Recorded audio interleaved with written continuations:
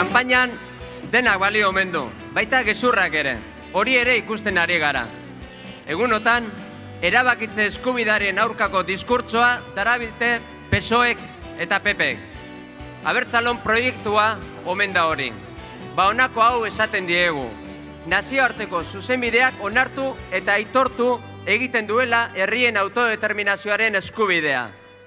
Demokrazia kontua da, hain simplea eta itxura batean hain zaila beraientzat. Biluztu egiten ditu honek, etengabe, ezin baita demokrata izan herrien erabakitzeko eskubidea onartzen ez bada. Utopia da, ez, demokrazia. Eta Europan ere egin daiteke.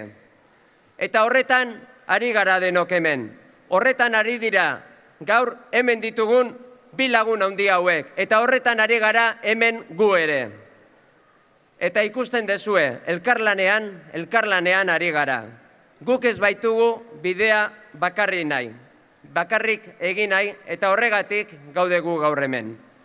Bide horretan urrats erraldoia emateko aukera paregabea dira Europar hauteskunde hauek. Izan ere, Euskal Herria independente baten aldeko bozka bakarra EH Bildurena izango da bakarra. Gure herriaren eta herritarren eskubideen aldeko ahotsa izango gara gu, baino ez hori bakarrik. Galiza eta Països Catalans errebeldeen ahotsa ere izango gara Europako Parlamentuan.